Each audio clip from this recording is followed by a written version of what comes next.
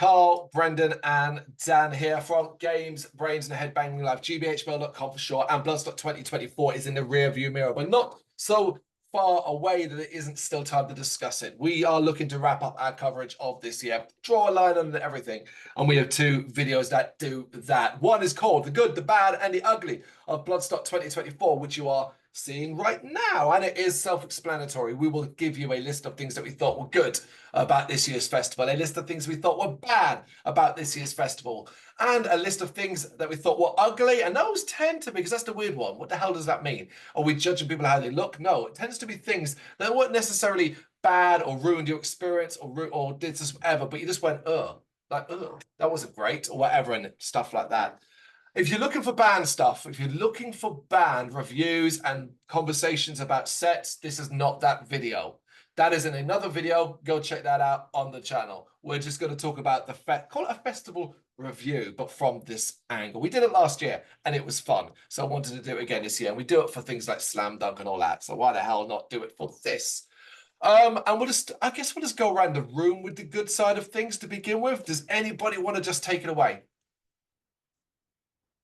Yeah, oh, sorry, I was on mute, so that's why it took a little delay while I quickly found the mute button. All right, I'll start off with the toilets and that side of things. I thought for me this year, like the toilets around the place were the cleanest that I'd ever seen them.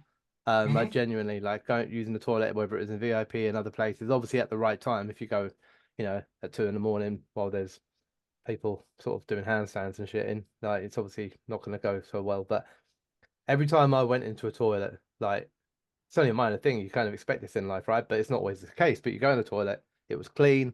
It had been recently cleaned. It was always stocked with toilet roll, everything like that. And that made me a very happy person. I concur. I also had toilets, but I also want to throw in showers as well. I thought the showers were solid as fuck this year. I did have a cold one on, I think, the Friday morning, but to be honest, it wasn't the end of the world. But I always found them quite clean and warm and hot with plenty of room.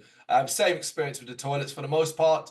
Again, in the morning, folks, why you continue and why I swear I've offered this advice again, but I'll walk across that field and I'll walk past the VIP toilets where there's a queue of 10 dudes or standing there, and I'll walk straight into the main arena and go straight to the first cubicle portaloo that's there. You use it, it's clean, it's tidy, and I'm back. And on my way back towards the 10, I'm passing the same people still in a queue for those VIP toilets. Crazy. But yeah, I thought they were very, very clean, very tidy, and a lot of them had funny stickers. I can back the toilets. They were great this year. I didn't find a single one that was dirty. But the showers was a different thing. Okay. For me. But we'll get into that when we get into the bad. No, fair enough. That's a bad one, Dan. Okay, we will get into that. Okay, I'm just going to throw out a big, wide one. And really, it's the overall vibe that existed in the festival. For me, I thought the overall vibe felt very relaxed, very friendly, particularly in particularly points and busy areas. Never really felt like anyone was getting stressed or pissed off. No one was I never saw anyone being an active dick. There was no fights, never like that I saw. Basically, my experience walking around the festival was always one of good feeling, good vibes, and just general friendliness. Particularly as a lot of the time I was walking around with a GoPro. And I don't know, this year it felt like a lot more people reacted to that and like waved to it or gave the horns and shit like that. I love that. Thank you so much. It was great to pick up in the video, obviously, for what the website does. See, for me, the overall vibe just felt really cool. Yeah, I mean, I don't disagree. The GoPro thing, it makes it different. I was still like, I don't know, occasionally a little self-conscious because you're like, oh, like, people behind me trying to see things and I keep sticking it up and all that, but you kind of get used to that after a while. But like, yeah, people were friendly and things like that. Like when we were in the Amman Marth, rowing a boat section of put you back into the yaw, by that point I was having extreme difficulty getting up off the floor. Obviously. And like, a group of blokes that were behind, like basically grabbed me and like lifted me up and helped me up onto my feet. And like, there was a lot of like nice, happy, kind of friendly stuff like that, which you do get a lot of time anyway. But, it was prominent again, walking past and people like, oh, cool band, like on your shirt and all that sort of stuff. And we had some like really nice interactions as well with people that worked there, whether it was food place, or actually in one of the shops where Rose wanted to buy some like friendship bracelets from this guy. Like he was really funny with messing about with her and all that sort of stuff. So like really positive and yeah, good spirited, I think, across the board. I'm gonna once again I can back it. People were lovely this year. I had a great time. All the bar staff we met were lovely. All the people that working in food places were always lovely. We were always chatting to people, just like walking around. Yeah, everyone was really nice. I mean, I did see some things on one of the Bloodstock pages where people were being dicks at points, but we'll get to that again. I think we'll get to that again because ultimately, as well, the nature of social media and on those things is ultimately it's an airing board, and you're inevitably going to run into negativity. There are elements that I've read about and understood as well, but yeah, let's try for now just keep it focused completely in the good, because ultimately, I also want to stress that by saying about the overall vibe, with that comes the overall quality of the bands too. Well, we're not doing band review. I just want to say overall, I think the quality of bands across the entire festival was strong this year. I loved pretty much everyone I saw. Yeah. I didn't see a band I just liked. So yeah, I agree. I mean, once again, I come back at all the bands were great. I wanted to throw out one. Everywhere we ate, we were fucking very pleased with. We didn't have any. At least I can't remember right now, but we enjoyed like 90% of the food we ate. It was great. Yeah, I thought the food was of a high quality. To be honest, this year, I felt like I was getting my money's worth, like in terms of like meal size and stuff like that. I didn't eat from hundreds of places, but everywhere I ate, I felt like the food was good, and it was just like it was of a decent standard. Like everything was of a good standard. I didn't feel at any point that I was eating crap festival food. I felt like actually this is a decent enough meal. So yeah, it was good. Okay, good to hear. As we're sticking with food, I agree to a point. I do have some negative words, but that's for afterwards. But I just want to give a shout out to the 3 places that I ate at the most. The Greek place did a great halloumi wrap. I really enjoyed the shit out of that. Ate it twice for breakfast, basically. Bunny Man's Bunny Chow. I only had it once over the weekend, but honestly, man, it still continues to be the don of festival food.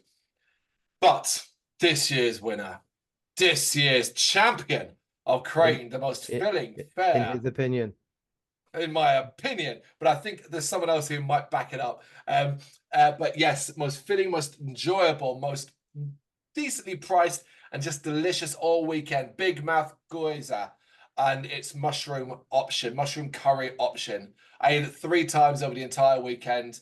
Loved it. So this year, then, is this the first year that you didn't eat at all from the Texas Smoker? No, on Friday night, Lou grabbed us something. I had a burger. We shared a burger, just one burger from there, because I thought I'd actually managed to go veggie. And Lou reminded me, was like, no, we had that burger Friday night from there. It's the only thing we ate from there. But yeah, I didn't even remember eating it. So yeah, that was the only thing. Did you eat any? I didn't have any from the Texas Smoker this year. Check it, man. It's well, just because everybody else is up their game. Back in the day when it first turned up, I felt like it was the best thing there.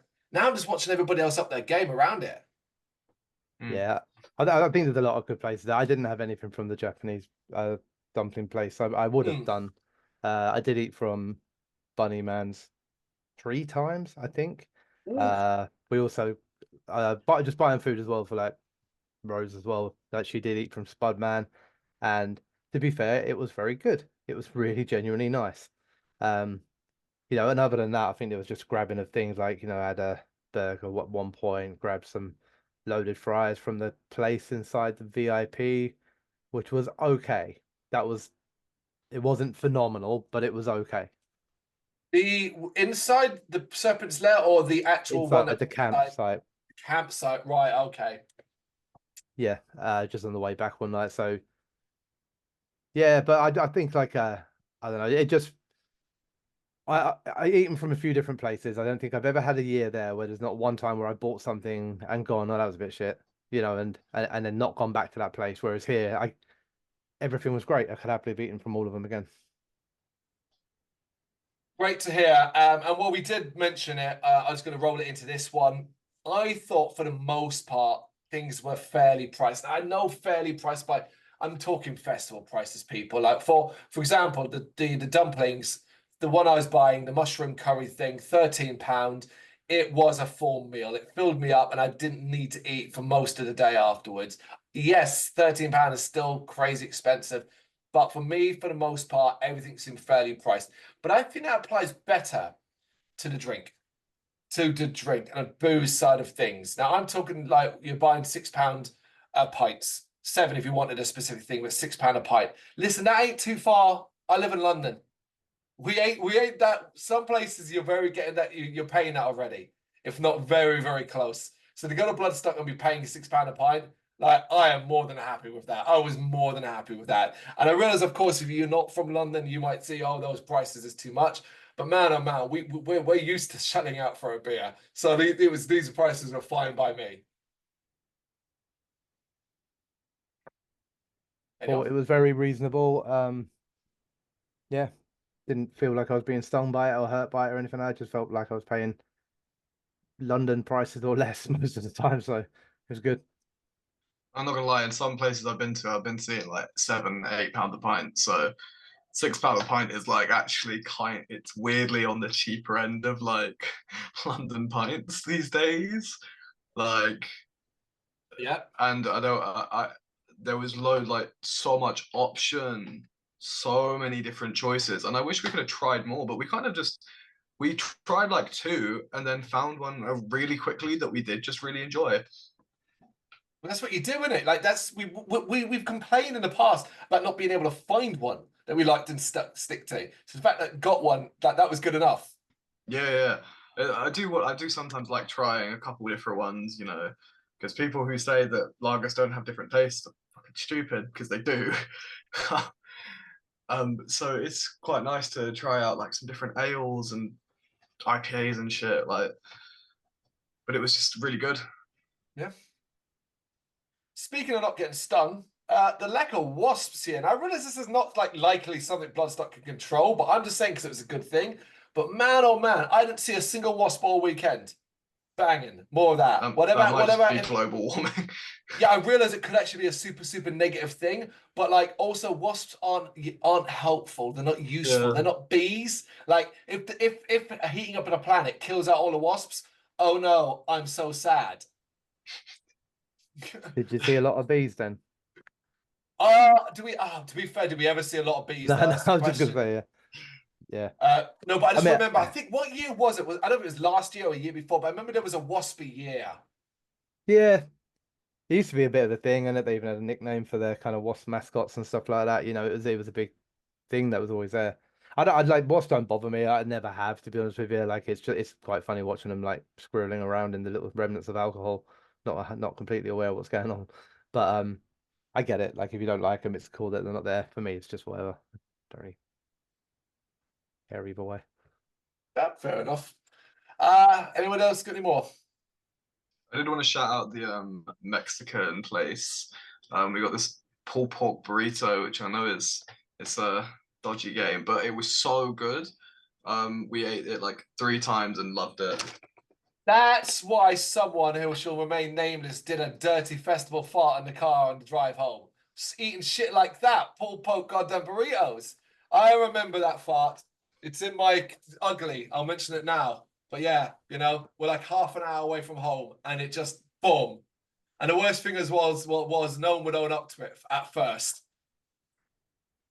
I don't remember that, but oh, I do. Anyway, yes. Most of the security, I just want to say, I think most of the security did a great job. You know, felt they were invisible. Noticed a lot of them, particularly at the front as well, handing out water. I see a lot of stage divers being helped along. When it came to getting in and out of places like VIP, pretty straightforward for the most part, nice and friendly, quite saying hello. The ones that were on the VIP, from the campsite VIP entrance, were on it. And when it came to booze, well, you know, that's fine. That's fine. I'd rather them being safe than sorry to some degree. We'll get maybe that's in a different part of this conversation. But most of the security, I thought, seemed like they were doing a damn good job. Yeah, agreed. Yep, they all seem to be working hard at some bands as well, like having to throw themselves into it. You forget sometimes, like, well, we're all standing there sweating and drinking, they're standing there sweating as well, but without the drinking and having to basically work in the same spot for like X amount of hours, just catching people. It'd also be like stood away from the stage, so you can't even watch it. Yeah. So yeah, I think it's cool. I think like the staff around the place in general, like probably deserve like a lot of respect, like from the cleaners, people. I know it seems like again such a minor thing, but the people that were controlling the traffic light crossings and stuff like that, there were a couple of guys there that, especially with packing up on the day to come home. He kept, even if there was like the light was literally just gone green to let the cars go, he was just hitting it red again. He was chatting to us on the way back, and we saw him like 4 or 5 times on the way back every time. I think we also, we used to spoke to that guy. And it was, again, it's just the same thing. It's just a nice vibe, friendly people, like said. So from the cleaners to the security, to the people like helping make sure you can safely cross the road, like everyone was great. Yeah, throw out bar stuff as well. I thought all of them were fantastic. And a specific person, he's been brought up already, but I want to mention because he made a joke about baldness in the car and it was funny. But the guy that was basically the VIP guy who was giving you your VIP parking thing when you first arrived. Dude was funny. It was a nice start, immediate like charismatic person to begin with. Yeah. Okay. Right. Any more? So we're not doing bands. I'm just trying to think. What are you thinking? Bloodstock don't control it, but yay for the weather. I mean, it was really fucking hot, but I'd take that over, the threat, like it pissing down like any day. So yes, I agree with you on that. I will. I was a little bit moany on Sunday because of the heat, but then I had to get myself back in check and be like, "You prefer this?" Is because it's fucking tired more than anything else. The big side screens that are now seem like they're permanently on the main stage, fully showing all the bands, not like in a small square. Do you remember when it was used to just be a small square at the top? Yeah. Now it's like full size things, but also all the bands are getting it. It's not like, oh, just there for the headliners. You're the first band on, Raised by Hours, whatever. Like you're getting that entire full screen thing. Fucking love it, man. It just gives those bands bigger, makes them feel more important. Absolutely love those side screens. Yep, great. They're cool. They help a lot, especially for the shorter members of our group. That as well, which is fantastic. Obviously, as well, I love the first announcement for 2025, and I love how big of a deal it made it, and then delivered more of that every year. Yeah, that first announcement is banging. To be fair, I don't think I've ever been so like, wow, I want to see that on my first announcement. Well, you missed us doing that video, so quickly then, Dan, off that announcement. Bring it up while I'm stalling for time. But 3 bands that you from that lineup, that announcement that you are stoked to see. Wolf, Black Dahlia Murder, Kublai Khan, and Creeper probably. Okay, so we all actually tripled up on the Black Dahlia Murder, so that should speak volumes about that. We watched the video. We had some thoughts about Creeper. I was just saying that like they booked at the worst time possible. Like a couple of years ago, this would have been great, but like not right now. I'm interested to see how they do on that stage, and hopefully they pull out some older bangers, and I can enjoy that. We shall see. Okay, I've got one more for the good that I want to mention. Has anybody got anything else? No, I think I'm done. Okay, mine simply it's the press related thing, and this was I don't know if it was just us that we were more comfortable this year than we've ever been before, but I thought the general press area, although very busy a lot of the time, and certainly felt like there's a fair few more bodies in there at certain times, was really polite and everyone was really decent for the most part to each other, trying to find a space, moving each other around as much as possible. Hey, do you mind if I stand here? Yeah, it's cool. Don't want to block you. Doing this, doing that, and stuff like that. Everyone I spoke to, it was really, really cool. I just thought it felt really chilled in there, and everybody it felt very egoless. And we've been in there in the past where it's felt like there have been egos. This did not feel the case this time round, and it was a real pleasure to talk to some people as well. And yeah, I just I enjoyed my time in there, as brief as it was. Yep, no, it's fair. I agree. Didn't feel like there was much in the way of egos. I felt like I don't know, maybe it doesn't, like maybe we're getting big, like growing in size. Not in terms of the site stature, but I mean in terms, it feels like it gets a bit more cramped every year. That's the one thing, like, you know, you kind of feel like sometimes no one's doing it from an ego perspective, but obviously because they're setting up cameras and a lot of their cameras are coming on tripods and they need a certain distance back. Like occasionally it's like you turn around and you think like, I need to get from here to across to there. How the hell am I going to do this? Well, we've done that, and this was the one year we switched it up to a handheld thing this year, a handheld GoPro. But yeah, we've been to blame for that as well. Yeah. Yeah, yeah, it's cool as fuck. I think like this was one of my favorite Bloodstocks. Again, up there, like, you know, wouldn't be able to rank them, but this was definitely one of my favorite years. Yeah, I think so as well. Yep. This was definitely my favorite year.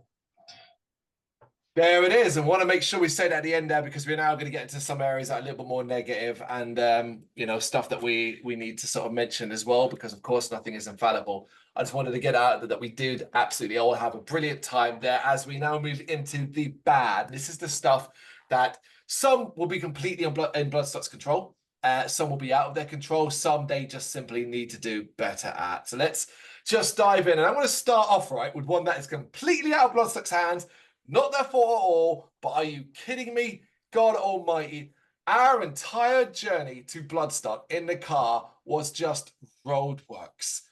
Pretty much everywhere. 50-mile-an-hour speed limits for 25 miles. Sometimes it felt like. It was long, lengthy parts of it. And what fucking drives me nuts about it is the simple fact that you're driving around and no one's doing anything.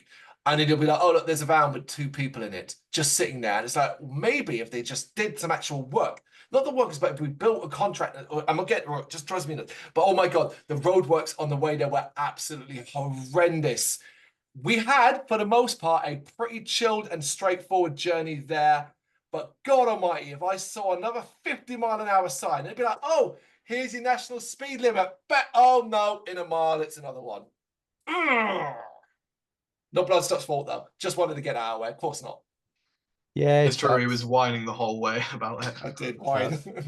I get the pleasure of being on the road a little bit more these days than I used to. So I get kind of used to it a little bit more. And you just, you know, I've done that same stretch of road like probably 50 times in the last 3 months. So I kind of knew it was there, but it still sucks. It's just because they're so significantly long. It's very rare that you get a stretch that, you know, like the second stretch is, I think it's, what did they say at the beginning, like 19 miles or something like that? That roadwork for 19 miles. And that is a long stretch, you know, so. And it kind of counts it down for a period of time, doesn't it? Like 15 miles to go, 13 miles to go, and then it just stops counting. You know, and you're like, oh God.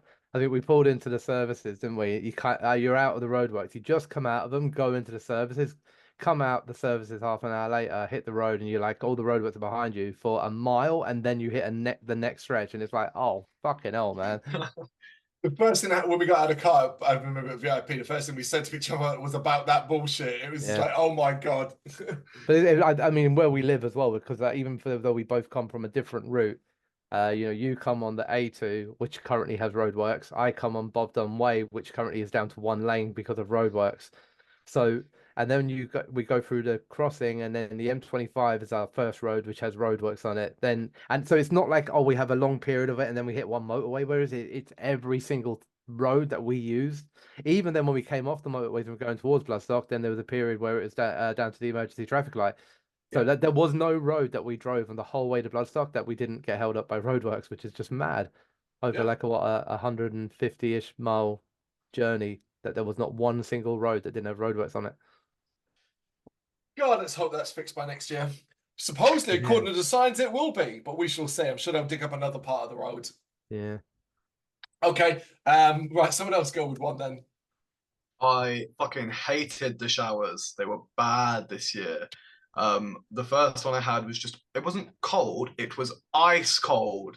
Like I could not stand in it. It was that cold. And then the second one was just covered in shit and disgusting. Like there was like dirty plasters, mud all over the floor, like it was fucking filthy in there. And I went at like 8 in the morning. So I didn't understand how it got that messy so quickly. Did not like the showers. Fair enough. That was your experience. That's the thing about these bads, right? Certain bads, different experiences. I never had a shower that was particularly dirty. It's never the Yeah, most comfortable experience, sorry. It's never the most comfortable experience in any time, but it Of was just course. especially bad. yeah, same. I've never had a bad one there. Like, you know, I think I got lucky though. That's the thing. Like, even on the day that they turned them off or they broke, I went over and then halfway through my shower, it started like losing pressure. So I thought, well, I better finish up here. This don't feel good. And then I was finished and I came out of the shower. And as I came out, all the other doors were opening, people coming out going, oh, the showers aren't working. So I was like, oh, sweet. I got that last, I got that last bit. You know, so for me, I was like, I felt kind of lucky, Robert. So even if it had been crap, I just felt kind of lucky. So, but, but anyway, yeah, Okay, sorry, cool. that's me being positive in the negative section. Got to stop that. Yeah, try and keep the shit ordered. Speaking of Yeah. which, actually, there's a couple of big ones. If either you bring it up too early, I will stop you because I want to leave those to the end because they're the big discussion ones. I think we roughly will know what they're about, but we'll get to them and come. For now, Yeah. let's try and keep it as the more simple, light ones. I want to mention the unfortunate card payment issues that kind of cropped up. I think they cropped up worst on either Thursday or the Friday. And basically stopped us being able to buy a drink for a period of time because we couldn't buy one, and started the whole conversation. Like people being like, some people were like, "Oh, you don't have cash." Like, what? Why would I? Like, I've been going to Bloodstock the last couple of years, but I haven't brought cash to Bloodstock in years, to be fair. So, like, suddenly for this to be an issue this year really, really sucked. I was speaking to one of the VIP bar staff, I think on Saturday or Friday or Saturday, and they said they like brought in new routers late the night before, and it was just really like, wait, how did this happen? Now, but I also understand this occurred more than once over the weekend at certain different areas and with certain vendors and all of that. I'm not entirely sure what was going on there. It felt like, oh my God, like that I remember happening on Thursday. Maybe, and we don't like just I remember being like, oh my God, is this all it's all gonna go wrong? No, as well, because I mean the power cut on Friday with disposable as well in the morning. Mm-hmm. I think there was this early feeling like things were going to go wrong. Thankfully, for the most part, it didn't cause a big issue over the weekend. But early on, that card payment issue thing was a bit of a, oh, I can't buy a drink. What the hell do I do? Yeah, I'm not gonna say anything because I just felt I didn't have an issue with it. I never came across that issue once anywhere. Neither did Pure I. pure Oh, timing, like I guess, and it just lucky timing that I bought a drink and I've got my drink and then it happened and then by the time I went back to get another drink, it wasn't a thing again anymore, you know. I mean, I get annoyed with, you know, I like the constant like, oh, you should bring cash, you should bring cash. That irritates me. You know, I have evolved past cash. Like it's really rare that I carry cash with me anywhere, like ever. And I know like there's a point where like everyone's like, oh, you know, you got to cover for these eventualities, but I just don't. That's the thing. I never think like, oh, I'm going to go to a cash point and take out like a couple £100 and carry it around with me. Like I don't. I use my phone. I use cards, contactless, my watch, like whatever I need to use. That's just and I haven't really carried cash for a long, long time. I don't really want to start doing it again. So I guess my negative around this sort of stuff is like I hate the fact that it's got to even be contemplated, man. Like, yeah. you know what I mean? Like, I know like networks go down, all that sort of stuff, you know, but it's the whole network thing around Bloodstock, whether it's personal use or business use or whatever, is clearly an issue. Yeah. You know, Wi-Fi there, even if you pay for it, sucks. Wi-Fi, if you get the media one, sucks. um, Signal is unlucky. It's not Bloodstock's fault. Like if there's not a mast in the area for your networks, then what can they do about it other than what other places could potentially do about it, which is hire temporary mast. But you know, aside from that, what could they do about it?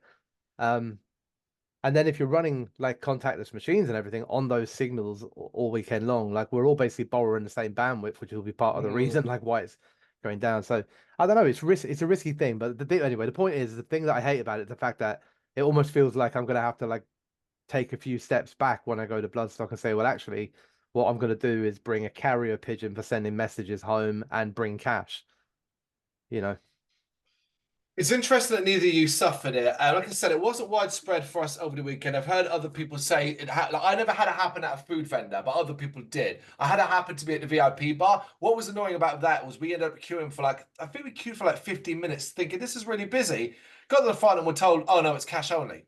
I was like, oh, what? So like we did not know, like we did not know what was going on there. Like that was what what made me pissy. But we'll roll it into one of the bigger ones, and it has been a thing for a couple of years and continues to be a thing this year. The potluck of Signal. This is, I think, becoming a little bit untenable from a media perspective as well, because I can't fathom how we could do this. Like I could not even, for the most part, post a fucking single goddamn post. I stood there for ages trying to post a picture. I got one post up on Instagram all weekend. One. And that took about 2 hours to go through. And I didn't think it had because it kept saying failed. That was it. Now, I'm on the 3 network. I honestly don't know if I'm unlucky. I know, but the point is, I'm not alone in this. It really is the potluck randomness of it all. But my God, and what I could almost live with it if it wasn't for the fact that, like, how the hell, like, from a media perspective, like, how do we get anything up? How do we talk about Bloodstock all weekend? We've got no fucking signal. There's no Wi-Fi with anything. I baffled over how this is solvable as well without actually spending a shit ton of money. But those people who turn around and say, oh, can't you do without your phone for one weekend? Swear to Christ, it's not that I want to go on there and just watch reels on Instagram or watch shorts on YouTube or something like that. I am trying to actively support bands and stuff. I'd like to be able to take a picture of a band who I've just watched on New Blood and immediately go on online, post it on all our social media and say, hey, they've just finished. That kind of thing. To be able to get our interviews and do them almost like imagine being able to do our interviews live. Like they were going out live. Like, but that's not a possibility of Bloodstock. Not without, I don't know, buying my own goddamn Starlink connection. I don't like I don't know what the thing is. I don't know what the fucking solve is. But it is this year. It felt like it was at its worst for me. Now my contract with 3 is up because basically everybody keeps telling me, well, I had Wi-Fi and I was on EE. I'm like, shut the fuck up, man. So like my contract's up on the 6th of October. That's me done with 3 because even where I live these days, it's getting worse. But yeah, at Bloodstock, I couldn't do nothing. I couldn't do anything. You know what I'm about to say? I changed from 3. I'm now on EE, and I did get the most internet I've ever had this year. It was still obviously very spotty I should have in a lot of fucking places. taken. I pay for that phone. I should have taken that goddamn phone off you. That's my phone. Give me it. You don't pay for the phone. You pay for my. You pay for my SIM card. You take the SIM card. Okay. Yeah. I mean, I'm on O2, and I had patches of signal walking around, but it's patchy, and I didn't know when it would happen. It's not like I could just take my phone out and use it. It would just be, actually, it usually came through my watch first, which would just be I'd be standing there maybe watching a band, and all of a sudden I get 3 or 4 notifications from a day ago, flash up on my watch because it's connected to my phone. But then that would be it. And like, I'd move to another spot and not get anything for half a day. And then all of a sudden I'd be walking from one place to another and wherever I crossed for some reason, like I'd just be like, I got one Sky News alert from something that happened 18 hours ago. And you're like, oh, okay, cool. I mean, sorry, go on. I was just going to say lose on Vodafone. I was going to say lose on Vodafone. So that's 3, O2 and Vodafone. That were all quite dodgy. Yeah. But then I don't know. Is it sometimes a phone thing? Like mine's not the newest iPhone or anything like that. But it's not an old one either. It's only like a couple of years old. But then my daughter is on O2 as well. Like I pay for her one. She was able to call her friends and like message her nan and stuff like that pretty constantly. She didn't have signal all the time, but she certainly had a load more of it than I did. So, and I don't know what the difference is. She might have just been checking more as well. That is true. Yeah, it could have just been that. Like maybe if I'd been looking more, I might have noticed there were more patches with it. But yeah, that is true. I don't know. It's irritating. It's very irritating from the press perspective. For me, it was less of a thing this year because in previous years my daughter hasn't been there. And I know when people say, "Oh, I'll do without your phone for a weekend," it's like, yeah, that's great, but I kind of need to keep in contact with my 10-year-old. Whereas like this year she was with me, so it was easier to keep in contact with her. I just had to put my hand out. Oh, Yeah. there she is. Yeah, it's one of those unsolvable things. I said I was also, I would usually be like trying to get contact with L. Oh, I think I just yeah, you did. teleported. Yeah, that's Yeah, why I was gonna say talking. the same thing as Brendan. Usually I've got to like struggle to get signal so I can text Elle, but I didn't have to do that this year because she was there, so I didn't give a shit. Well, some of us are media legends and on Facebook and Instagram and all of that and need to do that shit. No, I'm hoping next year, like I said, the new network, hopefully it won't even be it'll be less of an issue. I don't expect things, I don't go to expecting to be able to use my phone like I do now, you know, of course not. But like when I'm reading someone online going, well, I didn't have a problem with signal. I was able to lie in my tent and stream SmackDown. I was like, streaming? You streamed a show. I couldn't even fucking send a WhatsApp message to my wife who is sitting next to me. And you're because they were using up all the bandwidth by streaming SmackDown. Maybe, yes.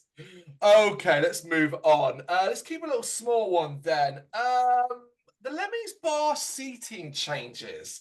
I obviously don't use them because obviously they're always busy and people rock up there and basically that's their spot. But part of what they used to, the difference this year I noticed was they repositioned them in a way that a couple of them meant you could actually sit there and watch the main stage. And I don't think you should do that. I think the way they were lined up last year, where it was almost like school desks to a degree, and it was further back and your view was blocked to some degree, is the way to do it. It forces, you can sit there and chill out and whatever, but if you want to watch some bands, you're going to have to move. There were a couple, because they were more sporadically placed around, that were a little further out. I might be wrong, because they could have been picked up and even moved. Just I mean, like, someone could have picked them up and been like, oh, let's move them over here, and then we can see. But, like, that, if that happened, then, like, you know, move them back. But, yeah, if that was, like, the plan to have them more sporadically placed out, didn't love it. Didn't love it, because I think those benches are a little bit like people rock up and say, I'm not moving, this is my day. But when you've done that and said, well, you can also see the main stage by sitting on this bench, you're pretty much guaranteeing some people will not move from that bench all day. Not a big issue, not something bad, but you know, the selfishness of it, I think, is bad. So yeah, that's why it's in my bad. Yeah. Camper chairs. Well, not yet. Not yet. Stick to the light stuff. That's big. And we're going to end with that one, I think. I'll do a small one then, or at least I hope it's a small one. Even though it didn't really affect me an awful lot, I found the level of checking of bags on the way in and the level of checking of wristbands in and out of campsites to be laughable at best. It felt like it was token stuff to tick a box saying, oh, well, we checked their bags. Because, like, I don't know, you open, oh, can you open up your massive zip up hold all? You open it up, there's about 400 things in there, and he'd look at the top of it and go, yeah, that's good. And I was like, cool. Well, firstly, it was good. I wasn't trying to sneak any contraband or anything in, but my God, it would have been bloody easy to. And in terms of the wristbands as well, you know, like I don't know. There were, once again, I'm not going to go into this one as part of it, but obviously there were talks that I didn't experience about phones being nicked and like things like that happening. And also, like, I've seen comments. I don't know how true it is of people saying, "Oh, I just slept in VIP because with my friends because you could just walk in there," and you kind of look at that sort of stuff and you think like, when you come out of that camp for the day, and like we don't spend an awful lot of time at the camp, do we? So we kind of like lock up. We might pop back there every now and then, but we don't like sort of stay at the camp for 6 hours a day or anything like that. So when you kind of leave there, the idea that you can just freely walk in and out of VIP whenever you want is quite irritating. And we know that you could, because I think I flashed my wristband at people sitting there a couple of times, but I don't know if they cared or like acknowledged it. You know, so yeah, the security of the campsite from that perspective, I thought was a bit lax. Okay, I actually have this as well. I also noticed this. So I actually agree with you. The coming in part was fucking hilarious. Don't get me wrong, I get it. I get it.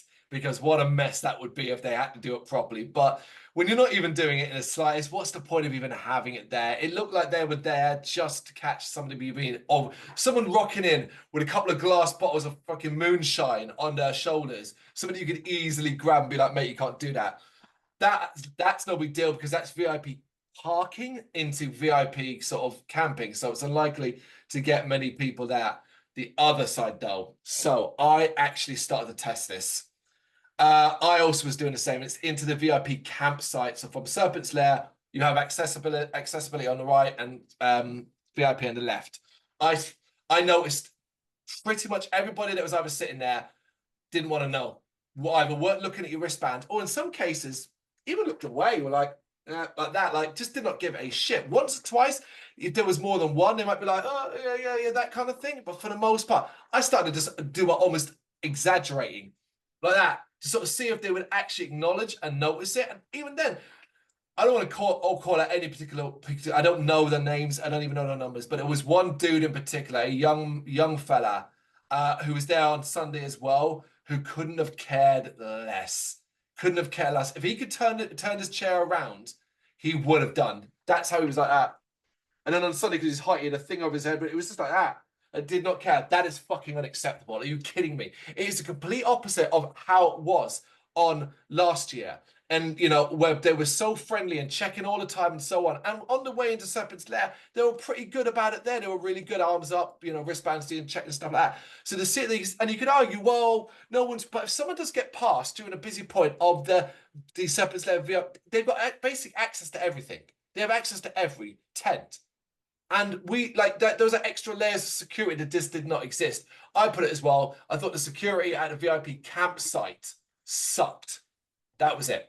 Yeah, I agree with you. Yeah. I can also back that. I know the guy you're talking about. I had to be like, look, like, because I feel like if I'd gone up to him and waved it in his face, he'd have been like, oh, fuck off. Like, fuck. I don't want to know. Yeah, like, I don't want to know. It was fucking weird. They were literally like the polar opposite to the lovely people that bridged Serpent's Lair in the arena. Yes. The exact opposite. You know, like all the control was there. you know. I'd say, although it was totally unrelated, it wasn't too much of a big deal, and you weren't really going to be in that area. But I also thought the security positioning for press was a bit of an odd one as well, because I missed it a couple of times. It's only because I saw him going like that. Like it's a bit funny. I always feel sorry for them. Like, and we have done in previous years, like, because when they sat in their other positions in previous years, it was nicer in a way because you get to talk to them a little bit. But you know, I think he was trying to stay out of the heat, weren't they? So they were sitting back in kind of the what's that, the back entrance to the Ram Gallery, I think, in it. Yeah, I remember the hot year and the security guard we were chatting to a lot there that was near us. You know, that, yeah, you don't want to sit in that sun. That's not nice. Yeah. But yeah, I'm just trying to think. There are other small things. Okay, I've got a few more. Yeah. So no, go on, go for. I've got one that's it's ridiculous again because like it happens every year, but I don't know like what you do about it. But can somebody not make the ground a bit softer? Like, is that not possible? Because trying to get those tent pegs out more than in, but even getting them in, it can be pretty difficult. But this year was mental, isn't it? This somebody year was come along and put it. like some special chemical down before we all arrived that just softens the ground a little bit. I was on the hardest bit of ground I fucking could have found, I think. And I was on Sunday in that heat. I was like my hands still hurt from trying to pull those fucking tent pegs out. I'm convinced that someone went around and just basically poured concrete around our tent pegs after we put our tents up, you know? That's how fucking insanely stuck in they were. Okay, right. No drink signs until you get to the bar. Come on, man. Oh, man, you can save queues. So much of people know what they're going up there for. In VIP, you might have your little books, but seriously, at the other one in particular, the Lemmy's, not to have, I'm sure they used to have the same big sign at the front that had a list of all the drinks down. So otherwise you go into the bar and go, what have you got? What? And you see what I mean? You're causing delays, you're causing queues. It's like queues. I couldn't believe there were no drink signs outside the tent saying, this is the lager on offer, these are the beers and ciders and stuff like that and so on. And in line with that, I actually think, weirdly, something we thought was kind of cool beforehand turned out to be a negative. And I think they should be careful of doing this in the future. The whole, we've got 18 bars across their site meant that several bars were serving several different drinks that the others didn't have. And that became quite irritating. So I think the big one was Madry, which was quite enjoyable. Could get it in the Sophie and in the VIP, but could not get it at Lemmy's. What? So I mean, like, that's so confusing, right? Like stuff like that. Like, so I don't know. And like the Malev beer, like where it was available and what was available, the 4 pinters and the cider things being 2 separate queues to the side meant them, you know, it actually ended up being really confusing. But it's a bad thing for me. Have drink signs outside the tents. People stop, have a look what they want. They walk straight to the bar, they order. Instead of going up, they go, wait, what? What do I want? Yeah. Yeah, I mean, Madrid sucks anyway, man. So I don't know why you're drinking it. They should just not sell that really shit. Nice. It was really nice. I really enjoyed it. The worst. Well, in my opinion, it's I hate the taste of it. But I was drinking Tropical Storm mostly there. I had a few other Nice as different well. things every now and then. But I suffered the exact thing, like everything that you just said there, because I queued up at the Lemmy bar, and then when I got to the front, asked for a pint of Tropical Storm. And they were like, "Oh no, we don't sell that one here." So because of being the other way I am, I was like, "I ain't going to queue somewhere else now." So I was just like, "Oh, what have you got?" And I'll have one of them. But again, it was just the fact that I wouldn't have queued up for it. I would have gone somewhere else where I knew they already had it if I knew they didn't do Tropical Storm. That's one person less in the queue, you know. Elle had more experience with the bars than I did because I just kept making really strong drink. I just kept going back to the tent, making a really strong drink, downing it, and then coming back. That was, do you know what? It worked for me. So fair enough. Right, a couple of small ones. Let me throw in basically, folks, I have a new hatred, and I reckon it's the old one in disguise. There was one food place that deserves to get in the bin and became a new enemy. It was called Loaded Fries. The clues were there. It called itself Loaded Fries. But hey, Loaded Fries can't fuck that up, right? Can you? Turns out they can. Basically, it's easy cheesy in disguise. Ordered some cheesy chips. Guess what it was, folks? Liquid fucking cheese poured over it. If I could have thrown it back at them, not that I ever would do such a thing like that, but it was momentarily flashed from my mind. I was like, oh, fucking hell. Like, okay, maybe it'll be really nice. No, it's literal plastic American cheese. For fuck's sake. Why? How are these places still getting away with this? Loaded Fries, that's what it was called. It's part of a bigger brand that had lots of different ones dotted around as well, right? Lots of them. Calling them out, bullshit, terrible. Also, I want to call out a couple of places that sadly I saw do cross-contamination stuff. Nothing too serious, but you've got to be better than this, folks. You've got to be better than this. And I mean, from what you're using your gloves for to what you're doing with certain things. I really like the Greek place, but I did watch them carry chicken, go over the salad, dump the chicken into the chicken pot, drips of that chicken fall into the salad and what's call it the cheesy still can't remember what it's called, halloumi. I watched that happen in front of me, and I was like, it's not good enough, man. That's not good enough. So yeah, I've had other people talk about seeing other things across contamination. Don't get lazy with shit like that. Not just because of sickness, but think about people's allergies, but think about the fat vegetarian and veganism. You know, I go to the Greek place because I'm a vegetarian, and they've just poured accidentally dripped chicken juice over my. I mean, it's not good enough. I know these are small ones, but I do think it's bad. No, it is. I mean, for people that live and die by that stuff, you know, that's terrible.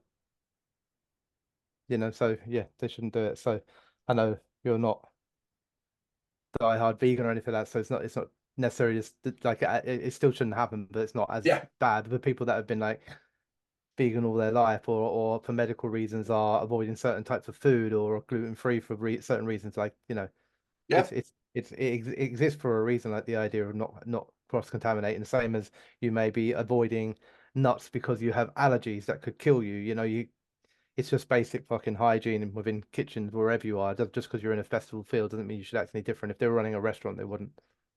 Whites are the bad and not the ugly, because of that. Exactly what you said there. You summed that up better than I could have, of course. Smoking in the tent. Really, people, you still need to be told about this. I'm not going to get it. I think vaping's fine. You know, people, oh, it's the same thing. It's really fucking not. But smoking weed in a tent, come on, man. Seriously, if you're still the type of person that does that, I think that speaks more volumes about that person you are. You know, like, you'll know that your chance of your surrounding people, these days have gone, right? We're not smoking in pubs anymore. You know, you get out of the enclosed space. There are kids in there. There are children. Go stand up fucking side if you're that desperate for your cigarette, man. Yeah. Yeah. It's what. Oh, you always feel like a bit like of an oddball by saying because I don't smoke weed. I don't care that people do to a degree, but I am also like probably stupidly like protective dad sort of stuff. Like when we were watching them on a Marth, I couldn't work out what this geezer was doing, right? Other than like I had to move my missus to the other side, so I had to stand beside him because like he was getting a bit much, right? And he would I watched him roll a joint, but the way that he was smoking it was that he was smoking it through his nose, like he was holding one nostril and sniffing it, and then he would go fucking crazy, flicking his arms around. He hit Gemma once on the side, so I moved her to one side, and then when he hit me, I just pushed him over. And then but then he'd get back up, and he 10 seconds later he'd roll another one. He'd be all bent over, going like massive sniffing noises, but like from a joint. Because I watched him roll it first, because otherwise I thought he was doing like coke or something. And I was like, what is he doing? But then I saw him roll a joint. I couldn't work out what the hell he was doing. But it was in the middle of the pit, and then he was thrashing his arms about, and I thought, like, all right, look, you want to have a joint or whatever it is you're doing. I like, it might not be weed, it might be something else, but it was so rammed in there. It was just like the kind of gall of like, I don't give a fuck about anybody else around me. I don't care that there's kids here. And I'm on them off, like, despite the fact that it's a headliner and all that, there are a lot of kids in that area. There are a lot of like families in that area because everyone knows what they're coming to see. It wasn't like, I'm not trying to put it on a band, but it wasn't like a malevolent show, like where you expect it to be hardcore, you know. And then like flicking his arms around and like hitting everyone around him, and everyone was getting pissed off with him. And then he wouldn't like say sorry or anything. He would just like lean over and then like with his lighter against his cigarette and like be trying to like inhale it all through his nose again. And I was just like, what is wrong with you, man? Like there's complete like the smoking in the tents, like all that stuff. It's just a complete lack of consideration for anybody else around you. Yeah, it's that, isn't it? The lack of consideration. Yeah. Okay, two more before we get to the chairs. On my point, I didn't experience this because I didn't actually fill up, but I did walk past long queues all the time, and the general consensus online is that it's still a consistent problem, and I think it's something Bloodstock are probably really going to have to find a solution to, which is the lack of water points in the arena. I've seen a lot of big complaints, particularly on Sunday, over the fact that not enough of them, but also crap pressure. I know it's a consistent problem. Clearly, some money might need to be spent in the future in regards to finding a solution for this. I can only go, but obviously it's bad. A bad thing to read about. It's a bad thing to hear because water is a necessity. Yeah.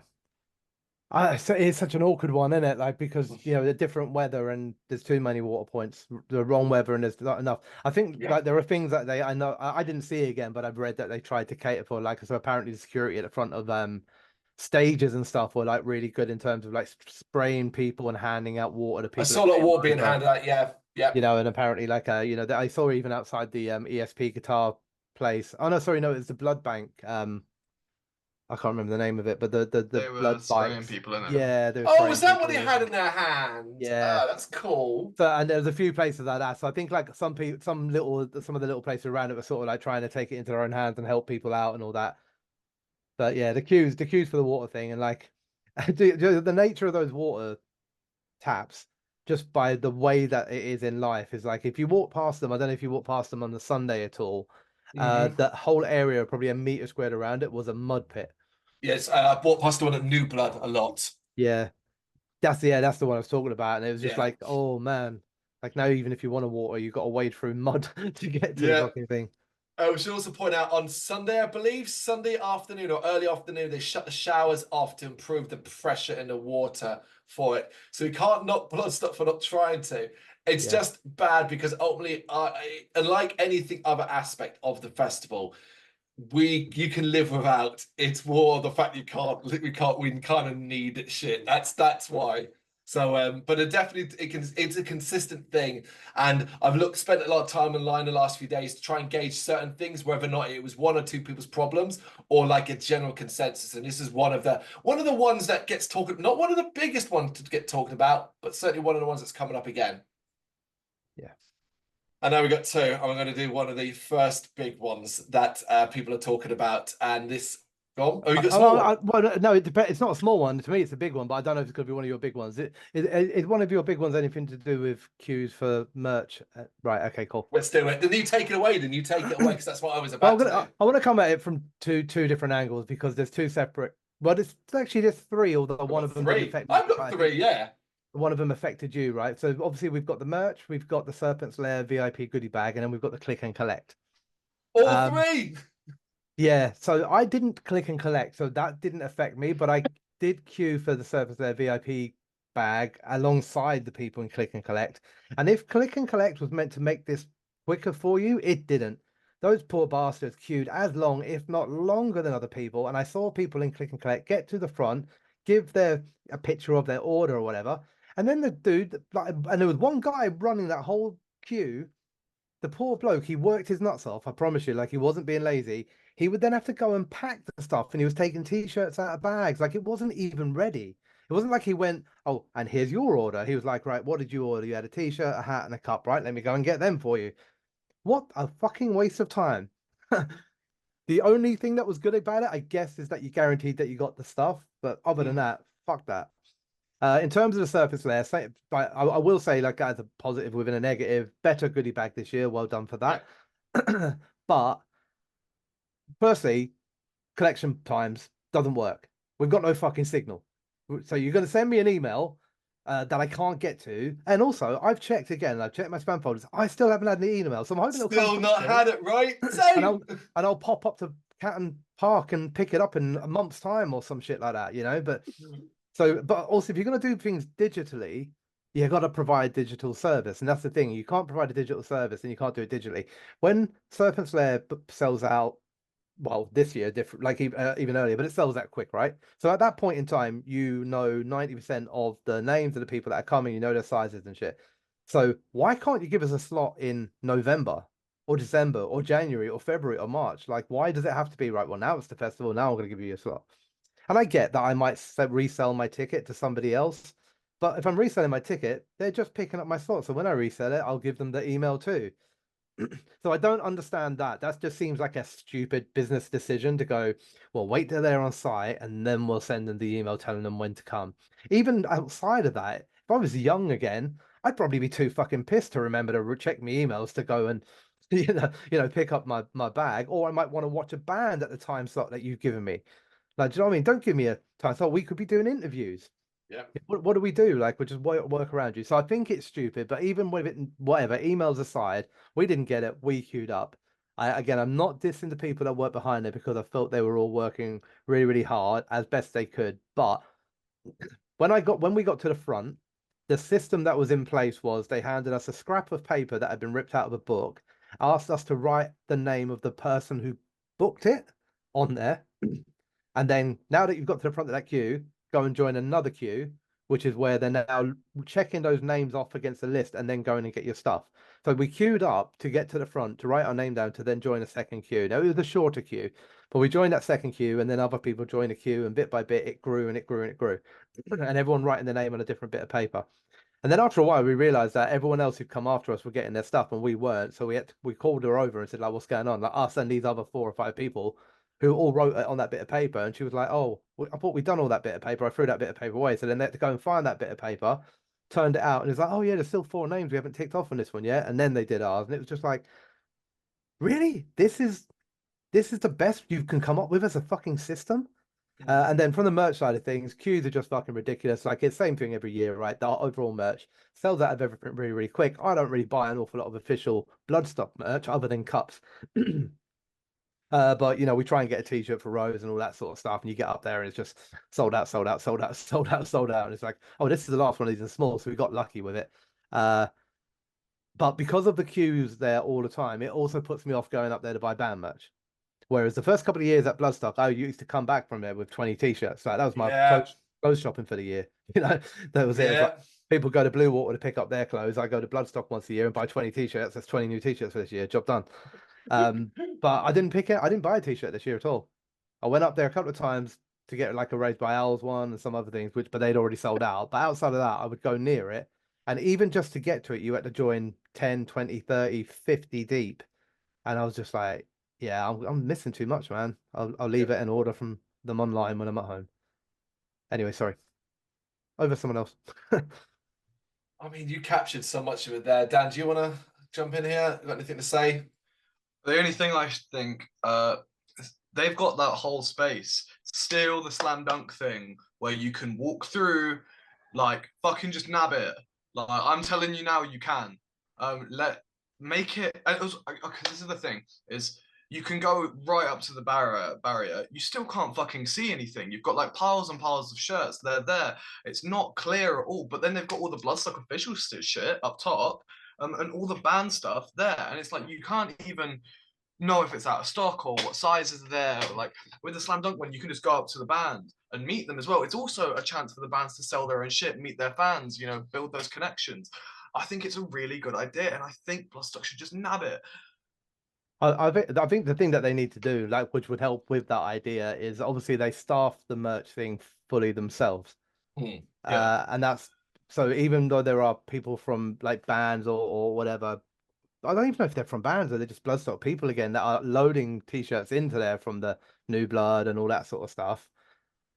It's still the same 5 people at the front that are selling everything. And I just think, like, you guys work for Bloodstock, shuffle over there, sell the Bloodstock shit. Let the band sell their own merch. Do you know what I mean? Like, it would separate the queue from the people that are there to pick up New Blood stuff or band stuff from the people that are there to almost pick up the main stage side of things and the Bloodstock stuff. Yeah. Because, like, you know, a lot of people are picking up, like, I saw loads of people picking up, like, I don't know, like clutch gear, you know, all that sort of stuff. And you're joining the queue of 60 people to pick up who want a clutch t-shirt. And I just want to buy that one over there for 15 quid. But I can't get there because I've got to wait for all of these people. And I just think that separation will hurt those smaller bands. Like if you separate them or you find a way, if you did that loop system down that you're saying there, you then got to staff it, right? And that's what I'm saying. Like if you let the band sell their own gear, because that's kind of what Slam Dunk do, right? No, you don't even need. No. You have the loop where you can walk through, and all the bands set up their own tables, and like it gives them the chance to like set up their own signs, and they can have like little shit on the table that you can come by and see, or like they can hand out CDs and stuff. They don't get the chance to do any of that shit. But we've said the suggestion even leading up to like previous Bloodstocks about doing this in the actual sort of merch, the store area, taking up one of those spots there. So you're a whale of wet, and then you have official merch, only the official Bloodstock merch at the one by the main stage. That's it. Yeah. Or stick I think we've also suggested in the past, sticking a New Blood merch stand at the back of the New Blood tent. Yeah. There's plenty of room at the back of that, always. You know, just stick a couple of tables there, and once the band comes off, you know, I've got 4 or 5 tables in there in a little sort of circle or whatever, and the bands that are playing that day can sell their merch there. Yeah, it's literally you've got the disability platform, and then you've got this big gap right by it. Like that would be it. That would be it. This needs to change, right? I think this needs to change. This is one of a few examples that I'm going to point out and say Bloodstock's no longer adapting and needs to look at this going forward. This needs to change. I am a victim of all the 3 things that Brendan has gone into. I'm not going to repeat them, but I'm just going to quickly throw in that is exactly what happened with my click and collect. I went up there, he looked at me blankly, I had to show an email, and then I watched him find the bits lying over in different boxes, and I'm thinking, what the fuck is this? I got all my stuff fantastic. Then I said, can I have my VIP bags, please? I'd actually waited like 2 days and gone up there when it was empty, got lucky. He gave me 3 bags. I was like, no, either 4 of us. I then watched him take stuff out of other bags to fill a 4th bag. What the hell are we doing here? What the fuck are we doing here? I'm right. I know we can't go back to the old days of doing it when he gave you the VIP bag when we got our wristbands. That would just cause massive delays here. But why aren't we adapting? If the VIP bag is for VIPs only, why is that not in the VIP area? Why is there not an area perhaps in VIP campsites potentially, or in that area between VIP and accessibility camping, where a queue can be created via a little table, a table with a tent, and that's where we go for that. It's completely separate to everybody else. Come on, but it cannot stay the way it is, because on that Thursday, for example, that queue is so fucking long that it's off-putting to even join, because the problem is we all know it's not going to be quick. You're not joining the back of it going, well, we'll be there at the front in 15 minutes. You're looking at 2 hours. Some people we talked to would queue for over an hour. I mean, come on, for a fucking bag that apparently we have told you about 6-9 months ago. It needs to change. But you click and collect, I think that's the most disappointing thing of all, because it implied that it would be so convenient and so much easier and so much better to do. It fucking wasn't. Other than, as you said, Brendan, guaranteeing that I had the stuff. That's all it did, was guarantee I had it. But that I got me wondering the way when I watched how it was done. Would I have though? Would I have? What if they just sold out? Right? Yeah. I mean, you'd like to think that hopefully they assigned like a certain amount of the stock across to a particular place. But if people are just grabbing stuff out of bags and stuff to satisfy orders, it's going to get to a point, surely at some point down the line, where they go, yeah, sorry, like we haven't got your bag now, or whatever. Yeah, it's gotta. So yeah, like it's disorganized and it's disappointing because we're all supporters of like bands here, and it's most likely that the three of us would be more inclined to want to pick up bands that aren't main stages or Bloodstock's official merch. You know, we're probably going to be like, oh, we like that band on the Sophie, or we like the band on New Blood, let's go and try and grab a shirt for it. And then when you can't, like, it's hurting the bands at the end of the day. Yeah, it is. And Bloodstock is, by the fans, for the fans, champion of the younger bands, champion of the up and coming, runs metal to the masses all around the country, all that sort of stuff, and are inadvertently hurting these bands from actually selling their merch on site. So they should genuinely look at it. They should, I agree. We bought one t-shirt over the weekend when we managed to get a Praetorian t-shirt. But that, like I said, we normally, same as you, would buy 10 t-shirts plus. But you know what? This will roll into the biggest one of all. It's something we've discussed actually in every one of these videos to date, and it comes up again with the same caveat that I have no solution for this. I just know it is becoming a serious problem, perhaps worse this year than ever before. Certainly the general online consensus is that this has got beyond a joke, but it is also one of the hardest things to talk about because it's so damn difficult to solve. It caused choke points on certain nights, certain evenings, based off it and stuff like that. And it is everyone's favorite subject. Dan already mentioned it. It is chairs. And yeah, I've never seen it this bad. It was bad from Friday. Normally get to Sunday, and Sunday tends to be a bit of a, all right, get it. People are tired. People are more sitting down. On Friday, half that field was a bandstand basically, and it was not only really far back, like to the point, like I said, there was a choke point around the back of the sound stage and the merch. So you had queues for the merch there. Then you had the sound stage and all these chairs to the left of it. And everyone was getting funneled through this tiny ass gap. I remember being there on Friday and thinking, well, this is fucking weird. This is not good. Now, thankfully, it seemed to improve a little bit later, but chairs were really far back. But alongside that, they were so fucking far forward. And not just one or two idiots dotted around. I am talking about rows and rows of people halfway down towards the front. Like this is getting out of control. I have no idea how the hell you fix this, because my God, I get why people need chairs and why certain people will need them more than others, but it can't be. I mean, I can't surely be this. Is it? And why has it got to the point where it is just I'm rocking up my chair and this is it for the entire day? 6 rows of deep and you're trying to wheel your way through them, getting from the VIP thing to the New Blood stage. It should be 5 minutes. You now need to double that, depending upon certain times, triple it, to weave your way through the fucking chairs, particularly if there's a main stage band playing at that point. I think the problem with this is because everyone also points out and says, well, Bloodstock has a policy on its website. It says no chairs after 5 p.m. and no chairs beyond this area, and so on and so forth. They have never ever tried to enforce that, and now they can't because the genie's out of the bottle. By never enforcing it years ago, it's got to such a stage now that if they had tried to enforce that, nobody would listen, and there'll be screams of discrimination for people who have hidden disabilities and things like that, and there'll be all this stuff. I don't know how the fuck they fix this, and I suspect they won't. I suspect they'll just continue just to ignore it until, I don't know, maybe there's a really bad accident, someone trips over, a chair breaks their leg in the dark, some injury, and even then it'll be passed off as something.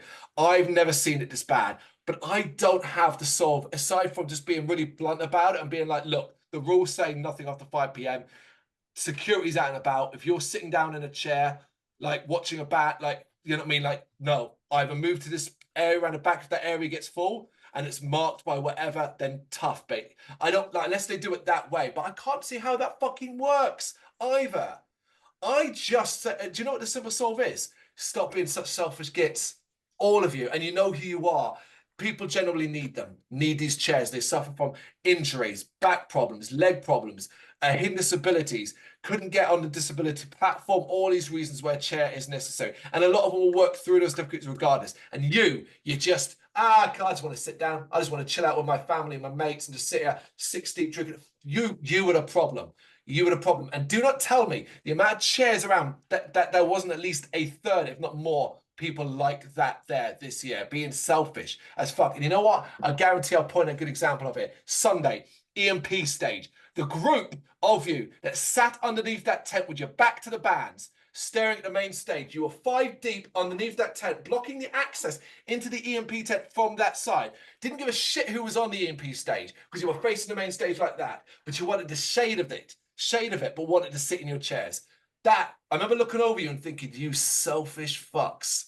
And I don't like to feel that at a festival, but that's what I was getting to the point because I'd spent all weekend trying, find my way amongst chairs. But for the most part, it didn't cause me too many problems. You know, I'm active. I can stand on my own 2 feet. You know, on Sunday I have a little bit of jealousy of it. I could do with a sit down as well and stuff like that. But this is insane.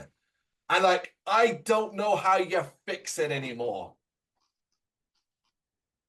Yeah, I mean, I agree with everything you're saying. It is irritating, like massively irritating. I don't understand it. I don't always feel comfortable talking about it because of the people who genuinely need it. And Need it. you know, this isn't us ranting and saying like no chairs, but I don't know how you prove it. We know it's difficult to manage. I do think there was a concerted effort on the Sunday to manage it. Yeah. Yeah, I did see a difference on the Sunday as it got later. So the main stage screens were showing a sign on repeat every 3 or 4 advert. Then the sign would come up and it said something along the lines of all chairs need to move back behind the line by 5 p.m. or 6 p.m. something like that. So anyone in chairs needs to be back behind this line by 5 p.m. or you'll be asked to move them. Now, that I've never seen before. And we did note when we were walking back, I can't remember, we were coming back from one side of it where we watched the band and we were coming around to the other side, to the side nearer the Serpent's Lair. And where the sound stage is, there was a clear difference there. There was a path that you could essentially walk, clear 10 people deep, that there were no chairs in, no nothing like that. You could walk through. So there's something changed on the Sunday where they had tried to do this. Now, it didn't work 100% because there were still many people who were in chairs. I saw, but the fact that they flashed a sign, like I'll give you an example of something that I saw, which I thought was quite interesting. And I think signage weirdly sometimes can be enough because you start getting into people's minds that now we're doing something we're not meant to.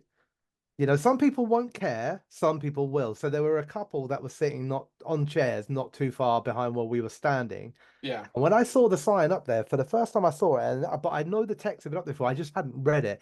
And I read it this time because I was looking at the screen. And I was like, oh, okay, that's interesting. And I looked around me and I realized there were a lot less chairs. But I looked at the couple behind me. They didn't know I was looking at them. But I watched the lady who was sitting there whisper something to the man and point up at the screen. And then they both sort of spoke about it for a little bit. They then didn't move, right? That's the sad part of the story. They didn't go, oh, we'll move. But it was the fact that you're now in their heads, right? You're getting into the heads. They're going like, shit, should we move? Should we be here? So I did notice on the Sunday evening that those flashing texts up on the big screen saying, move your chairs back after this point in time. Up until that, it's fine, because I guess the way Bloodstock maybe was seeing it was, we're going to start getting our 2, 3, 4 bigger bands playing with the bigger crowds at this point in time. So sit in your chairs wherever you like until then, but after that point, move your asses back. Well, I presume that's what the 5 o'clock thing on the website is about. You know, like that's the idea. But it was actually coming up on the main screens on each side of the main stage. No, but I didn't notice at any other point other than Sunday. So I don't know if it got to the point where complaints, people mentioned it, something like that, and they were like, right, we got to start pushing this message out there a bit more publicly. Like I said, it didn't work with everyone because, you know, some people will take it and go, oh, fair enough, I'll move back. Other people will go, oh, you can't tell me what to do. You know, people are people, aren't they? So, but yeah, there was a visible actual difference walking from one side of the arena. Now, obviously, what it did do is cause a new problem.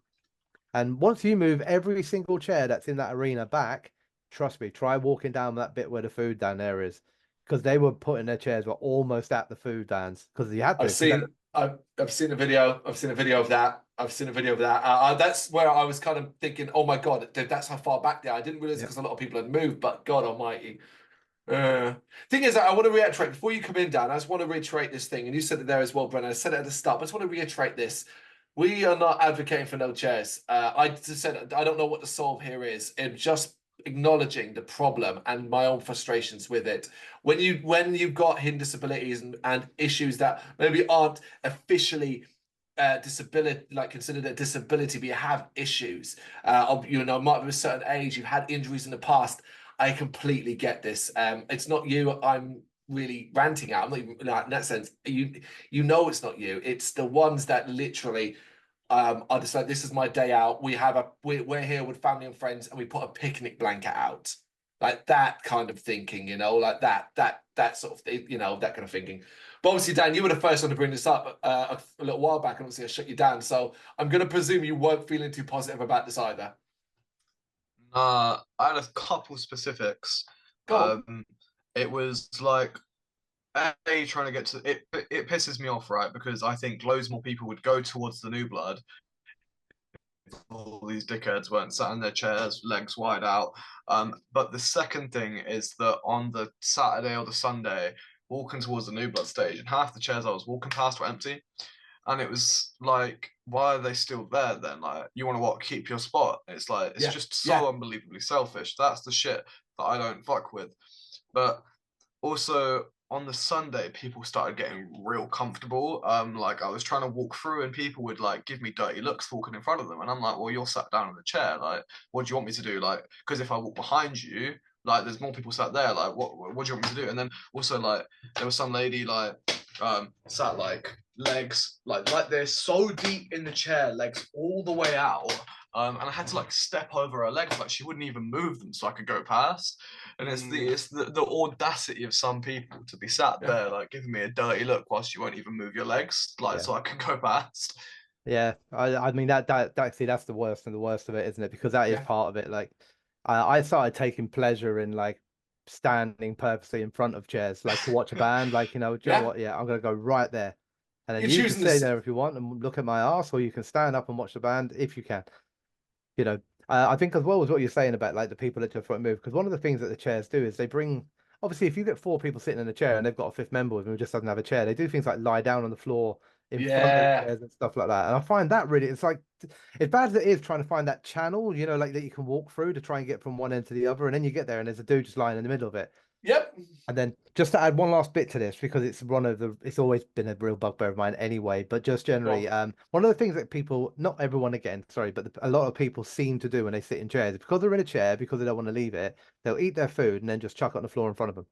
And that fucking irritates me. Just like these plates of food all in front of them on the chair, like, you know, I don't know, they might pick it up after and go and put it in the bin when they move. I'm not saying they don't, but until they move, we got to walk through there and you're like, there's just food everywhere. It's like, it's horrible. Sorry.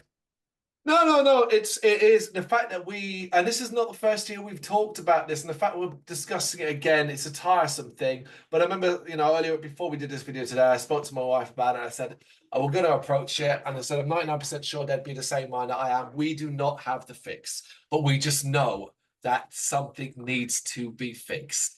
How and what that is, what Brennan describes on Sunday may be the start of, right, let's start getting it into people's heads that actually you're not supposed to do this. We won't get heavy hand on the police just yet, but like similar to like binge ousting, similar to that, if we start to change the mentality around it and start to remove things and change things, it becomes, you know, it slowly starts to disappear. But we're not alone. This is the thing. Like, you find any thread online that it comes to the negative parts, chairs become an issue. But there is also such a stigma around it, because obviously it implies that people are being dismissive of others with issues or disabilities and things like that. And in most cases, that's not what they mean. It's just obviously encapsulating all, and that's certainly not what we're doing. I would hate for you to have a disability and feel guilty for using a chair or something like that. I really would, but I don't know any other way. Like, I don't know any other solve for that either. Like, it's all such a captured in this one awkward, difficult, confusing, and troublesome ball that I don't know where to pull the thread to unravel it. So it's a good analogy, and I agree a lot with that.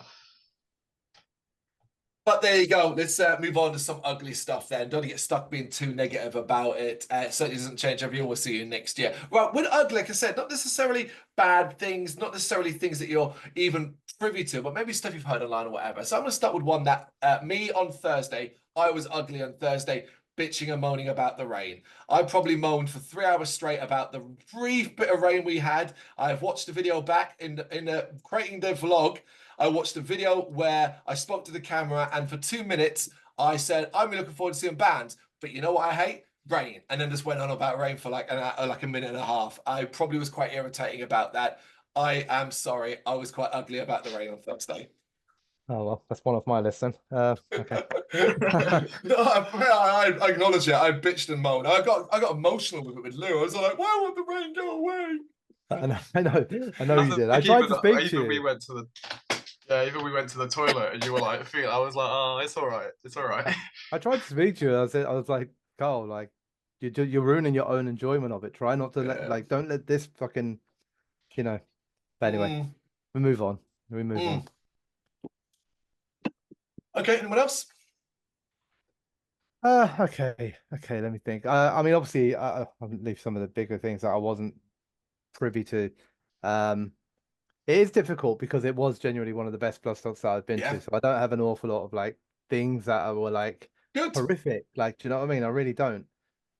So yeah, if anyone's got any other ones, go for it, and I'll. No, that's cool. Yeah, because the thing is that it's also could be difficult with ugly what crosses over to bad. I kind of did mine on the basis of like it wasn't like gonna ruin anyone's experience. Like I had the potential to ruin anyone's experience, or I just didn't see. There is one big one that I think we'll leave to the very end because it's probably one of the more controversial ones that was discussed heavily online already. But I didn't see any of it. I've only heard it second hand. So we'll leave that to the end. I think we all know what I'm talking about there, hopefully. But I want to mention something that you and I discussed and saw a couple of times over the weekend. Dan, okay, aren't you edgy, you little edgelord? You're out with I know what you're talking about. You're out with your Burzum t-shirt, aren't you? Edgy. Ooh, look at you. I really like his music. I definitely am bollocks to you like his music. Nobody does. Don't give me that shit. You wore your little edgy t-shirt because you wanted to look like a tough edgelord when all he did was look like a bit of a wanker. It's different between, why are you allowed to wear a t-shirt that's got a swear word on it and stuff like that? Oh, come on. You know exactly what you're fucking doing. So 3 people we saw over the weekend. 3 people wearing a Burzum t-shirt. You bunch of knobs. Straight up. I kind of want to because I kept seeing I kept walking behind people. I just wanted to be like, I'm gonna slide tackle you. I was got to ask him, name me 3 songs. Come on, man, I would do that, but I don't even know a single song. That's what I was thinking. If he throws out some 3 random satanic sounding things, you'd be just like, oh, okay. Fair enough. Right. No worries. Which version did you like? The black metal version, the Nazi version, the which version was your favorite? Which era of Burzum was it? Get in the bin, man. Couldn't believe that fact. Seeing one's bad enough. The fact I saw 3 over the weekend. You're not cool. You're not clever. You look like a wanker. And I hope you got called out enough times over it. But hey, you stand for what you like, right? All right. I will say though, the grey one that I saw someone wearing rocking around wearing, it's quite a nice t-shirt. Which is one of the 3 I saw. Yeah. Forgetting about the band in it, I was like, oh, it's quite a nice design. What's that t-shirt? Oh, it's a Burzum. Yeah, to be fair, that must be quite new because I've only ever seen it as a black. So yeah. I don't think this is a big deal yet, but I certainly thought it was interesting that it came up as a discussion this year so far. And it's a conversation around the Sophie Lancaster tent, and that it might be due to kind of change style and what it is. And obviously, logistically, I don't know all the ins and outs of that, but I definitely think one of the things floating around is the idea it's time to open up both sides. And I think that's an interesting conversation, and it might need an adaptation going forward. I don't agree with the suggestion it needs to become a secondary outdoor stage. I don't think that's going to work, but it definitely might need something to change there. And I think, it's in the ugly mainly because I don't have any real issues yet myself, but I can certainly see what people are saying. I agree that something needs to change there. Weirdly, what I'd like to change there is different, I suppose. I wish they'd booked less big bands. I know that sounds like a stupid thing to want but I think unfortunately due to not because they're doing it for negative reasons, but because you obviously want to sell your tickets out. Of course you do, and you want to pack things out and everything like that. So I look at some of the bands that get booked in there, and I think you are too big for a tent. And I think that's the thing. Like you would be selling out bigger venues, or even just venues that are this size in a city. But here there's 20 odd thousand people on site, so you're obviously going to bring more than just your city show would. So I think the bands are too big for the tent. So if you've got to keep the tent, you need to scale the bands down a little bit. But I understand why they can't do that or don't want to do that. You know, next year is a good example. There's a couple of bands that are playing in there next year that will make it really, really difficult. Now, I know everyone says, oh, yeah, but if you get through to the other side, there's loads of room. That's not always the case. I've also been on the other side for people like Zeal and Ardor and stuff like that. There ain't loads of room. But also you do have to get there, and that's where the whole chair thing comes back into it. Like, do you know what I mean? Like, it's all linked, all of this stuff. Like, it's not. Yeah, the thing about going the other side, I've noticed as well, is that it is like this. If everybody, it's not a secret anymore. It used to maybe be a bit of a secret once people, I'll get through to the other side. It's totally fine. Everybody now knows to do that, so everybody does that. So guess what? It's now just as busy during certain bands as it is any other, particularly the main headliners. Yeah. I think one of the ideas I've seen floated for it, which I think is a good idea as a middle ground until they know what to do with it, is putting a screen or two up on the outside on the rim of the tent. Yeah, I've seen I this, think that will encourage people that are in chairs to sit a bit further back because they'll watch it on the screen rather than trying to catch any sort of sound or glimpse from the front. And I think for people who just can't get into the tent, you can at least hear and see a little bit about what's going on for the bands that you really want to see. So, I mean, that's a good middle ground until you have a better plan of what to do.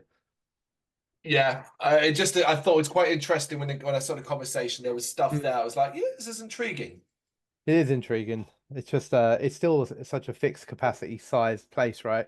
You know, like I said, the outdoor stage thing there, I just can't see how that would work without like a full kind of redesign of the. I just can't see how it would work. There's just not that much room. Like it's not like there's like, oh, look at all this dead space. Let's just put it there. Like there's no dead space. Like it's a circle, and all they need to do is push it back a little bit, like everything back a little bit to create a little bit more room. I don't think that actually exists. No, I also think there's a big fucking river behind it. Yeah, there is that as well, isn't there? Famously, so yeah. we'll just open up the other side, and you can get there by boat. Yeah, or you'll just be in a dip. You'll be in a dip having to look up. Empty the river, destroy all the wildlife, and then you can just like put all the camper chairs in the river. We found the solution.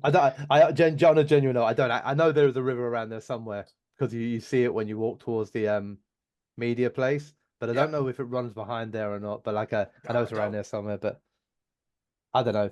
I think I think something will have to change there at some point. Yeah, I can see why you put it in ugly because it will become ugly, I think, as much as anything else. I've got Obituary and Static X next year.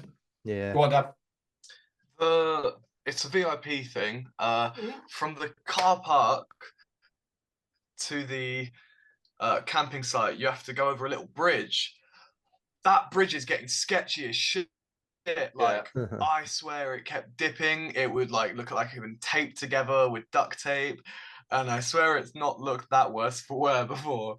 And people are taking like heavy trolleys full of shit. Like on that Thursday, that's getting a lot of use. Like I think you need to do something a little bit more permanent that doesn't look as scary. Also, make it a little bit bigger whilst you're at it. I don't know if it is a permanent fixture or not. Because obviously, once all this stuff's out of there, it's someone's land, and I don't know if the bridge is part of that. Like that goes as well. Like, do you know what I mean? So, like, if it is, and obviously they should hopefully be repairing it before they bring it back, like the next year, you know. But I don't know if it's a permanent fixture. It must be because that whole foresty area is a walkway area. Like that doesn't become overgrown for the next 6 months, does it? Because it leads out to a road. You know, I'm not sure. I'd actually love to. I would love to walk around the area without Bloodstock being there and just be like, oh, like try and recognize, work out. Yeah. I bet you wouldn't even. I bet you'd lose your bearings really quickly. Like you'd be like, I don't know where the fuck I am in relation to where things were. Did you also find the annoying bit of soft mud on the walkway quite irritating? Yes, yes. Just the one it was patch a of random little area. You talk about soft ground. You had soft ground there. Yeah, that was the only soft bit, but like you couldn't see it. It was like a secret, wasn't it? Because there's the wood chip kind of like spread around, so you're just going along, and then all of a sudden you go, "Whoa," and your wheels get stuck. You're like, oh god. Okay, I got two more. One small, but I just want to mention it. One particular dude. Obviously, I'm not doing any names, but someone who was outed in recent times as a piece of shit. Saw him sometimes wandering around the VIP area, which is fine, no big deal. Nobody stop him coming and stuff like that. And hey, whole pieces of shit are everywhere. But you know what really bothered me? Watching him being given the red carpet treatment, considering everything that came out. That fucking sucked. And I don't mean like in the sense that like serious accusations and things like that. I meant just being outed as a bit of a not so nice human being. And yeah, I was like, Lou first pointed that person out to me, and I was like, you're fucking joking. And yeah, then I saw people falling around him and was like, but anyway, there we go. That's that. That's why it's an ugly. Not bad. Didn't ruin my experience, but there we go. Right. Okay. If anybody's got anything left, we're gonna touch on the biggie. Yeah, go for it. I haven't got anything else. Okay, so I was completely unaware of this until I came back. Well, tell a lie, actually. I've got a friend told me that of an issue, told me about it because he was with a friend who was in that area when this occurred. But I didn't, not I didn't take it seriously, but I was like, oh, okay. I just didn't really think much about it until I came back and I started seeing a lot of social media posts about this and stuff like this. And it's in ugly because it could also go in bad, but it's in ugly purely because I didn't witness it. I wasn't there. I don't know if some people are being hyperbolic about it. I don't know if some people are exaggerating. I don't know if some people are being unfair and cruel about it. But basically, whatever the fuck happened with this Malevolence big pit, this rounder soundstage pit, which even when I say it now out loud, I'm like, oh yeah, I remember him saying that. And I'm like, oh, actually, that does sound like it'd be an issue. And I'm like, oh, okay, no, but hold up a second. It's an issue because of chairs. And then I stop myself going, no, it's an issue because also there's going to be surrounded disabled platform. And there's likely to be a lot more people with disabilities around that area just because of the staffing and stuff like that. But I'm only reading what's online. But what I read online is there were some pretty serious incidents incurred in this. We're not passing judgment on truth or lies or whatever. No reason to disbelieve anyone. From what I gather, based off the amount of different people saying it, something very serious happened, and that is obviously something for Bloodstock to deal with completely in what way they see fit. But yeah, the entire stories around this and how it's kind of caused a black cloud over Malevolence's performance, Bloodstock in general. Some people seem to think it's almost like the band did it on purpose, which of course they didn't. But oh, well, they said go if people won't move, push them out of the way and stuff like that. And it's like, isn't that just a pit? Isn't that just a pit? I don't know I don't know really how bad it was. I've seen a video, but that video was not like it was not substantial enough compared to the serious claims I was hearing elsewhere. Like two didn't match up, so it didn't make sense for me.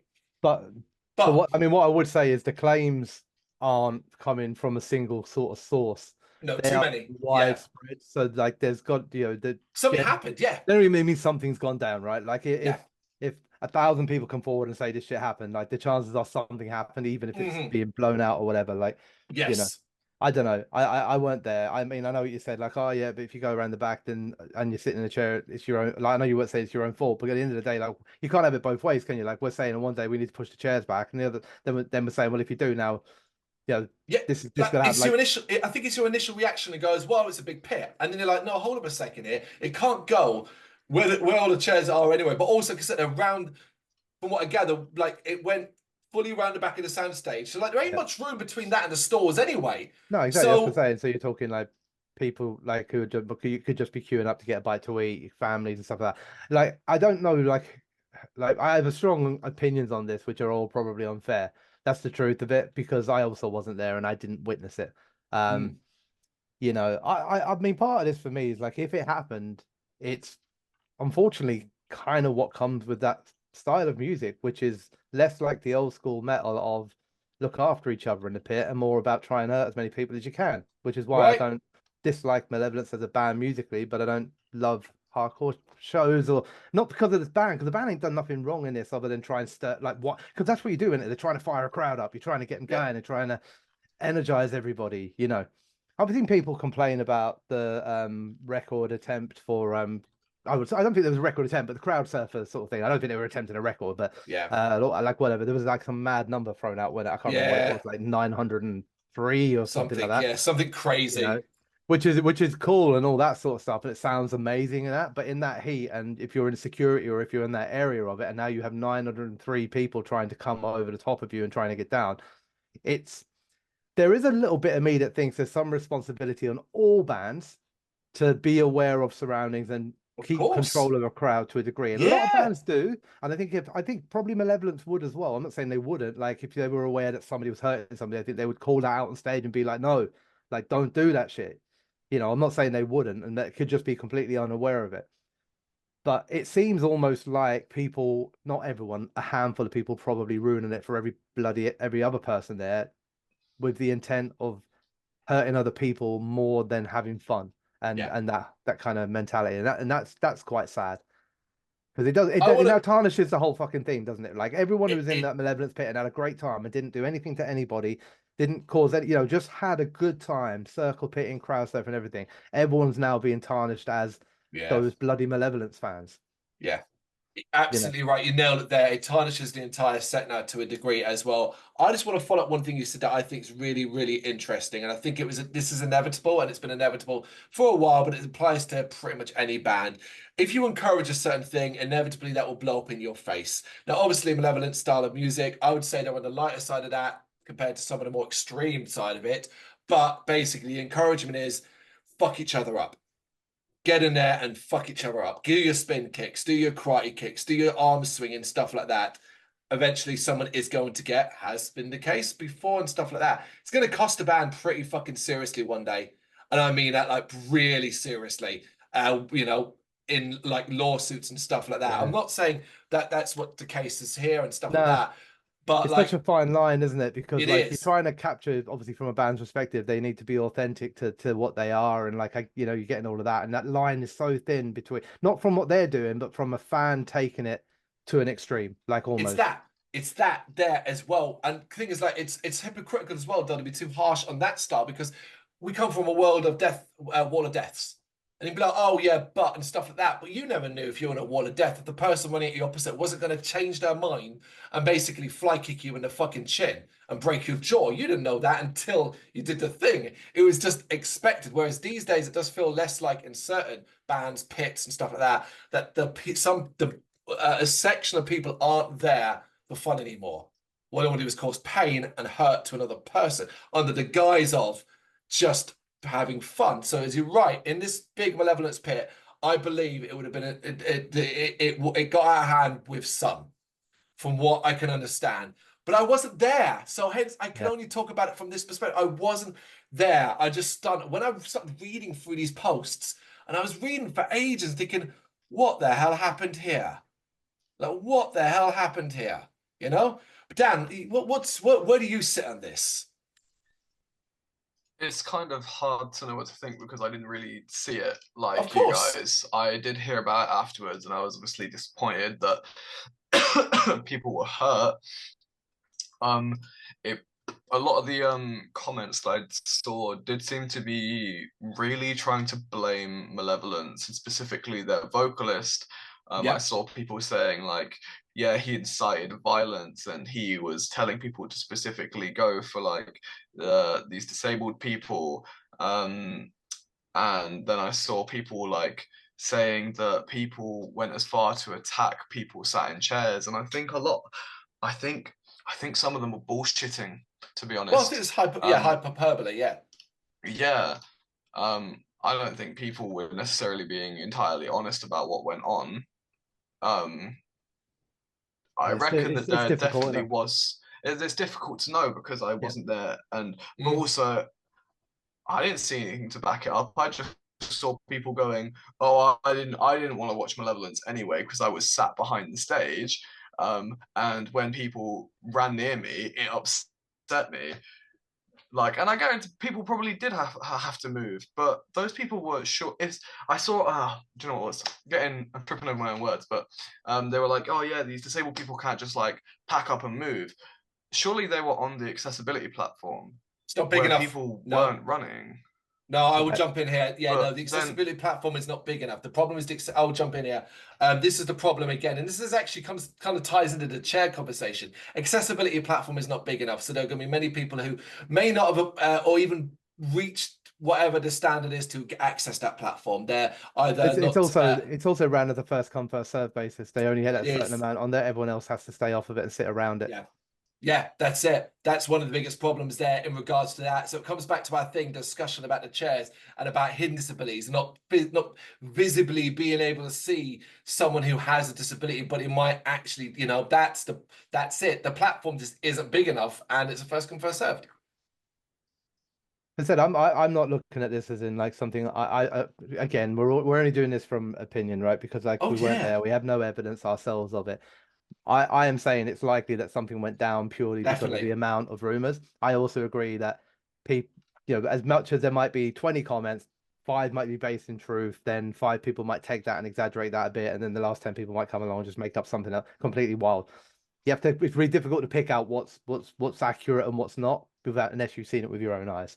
It's internet chatter, isn't it? I don't see how, and I think it's sad if a band end up taking the flack for this, although I do understand like that if you are on stage and you I weren't there, but if you're saying to people, get up out of your chairs, like, I don't know, like let's start a pit, let's hurt each other, go fucking crazy, I'm doing whatever you might say on the stage, like that, you do that for the right reasons, which is to generate, that kind of raw fire and energy that you want out of a crowd. But unfortunately, people will take that and interpret that their own way, and that's what I'm saying. Those handful of fans that might go too far, there'll be the ones that know what they mean from that, and that's like, get the pit moving, let's get everyone, let's get up on the crowd, let's do what we got to do. And then there'll be the one who obsesses and takes that the wrong way and goes, oh, he wants everyone standing up, let's get those fuckers out of the chair. Like, do you know what I mean? Like, it's not them, it's the way of interpreting it. So like, it's such a hard thing. Like, it genuinely is. I guess there's a argument of a way that you could, unless you're going to see Malevolence for the first time ever and you don't know who they are and you're just checking it out, outside of that, you kind of know what it's going to be and therefore what the fans are going to be. And it's a bit of a shame, but I didn't go and see Malevolence because I didn't want to bring Rose anywhere near it because I thought it would be carnage. So I watched a bit of it from far away and then we went and watched somebody else because I wouldn't trust the Malevolence fans pit sort of action around like a 12-year-old girl who doesn't really know what's going on. I didn't want it to like frighten her. But the argument is, and this is the thing that I do completely support, is that you had done regardless, right? You'd have been like, well, what we'll do is we're going to stand way back. We're not going anywhere near a pit, right? Yeah, which is all well and good until the pit suddenly becomes back to where you are, and then you're kind of fucked. Which is the basic problem that basically it seems to have occurred. Yeah, I think we've offered the best. Like, it's not even our opinions. I want to discuss it because of all the chatter around it. I think we couldn't even ignored it. We're having this big discussion about things that were bad and ugly and good about the festival. This is one thing that has come out from it. I think there's more to come from this long term. I don't know. We shall find out. We shall see, if anything at all. I guess at this point, all I do is hope that anybody who was actually hurt, you're okay now, and that it hasn't kind of really experienced, aside from maybe never wanting to see Malevolence again, which is completely understandable. If you enjoyed Malevolence like we did and didn't see any of this, I don't think you should feel bad about that. Like that you shouldn't. And just it's just an unfortunate story that's come out of this year. Thankfully, like nobody, at least my understanding, nobody got badly hurt or anything like that. Yep. I think that's about it. I think that's about it. I just want to reiterate, because obviously the bad and the ugly side, because it's two sort of negative parts to the one part that's good, it can sometimes feel like we're weighting it more that way or not. I hope our big discussions and sort of laughs or certain things have explained that's not the case. I want to reiterate, one of my favorite Bloodstocks to date. Met so many wonderful people, new people, old people we've known before, meeting up with people, hugs, kisses, an incredible array of bands across all stages. Enjoyed the sound for the most part. Decent food, some great food in cases, great priced beers, food, drinks, all of that. Good security, and just a generally great vibe overall. You know, I'm not going to let that's mine. We are Thursday the 15th of August when we're recording this, so we are a couple of days away from returning from the festival. That's still my vibe. Normally around this time I start to get a bit, I'm sick of talking about Bloodstock and I don't want to fucking see it ever again. That kind of added. I'm still pretty vibing at the moment, and I went straight back to work on Monday and have been knackered all week. So I should be in a really negative mood, but I'm not. I still feel really positive about it.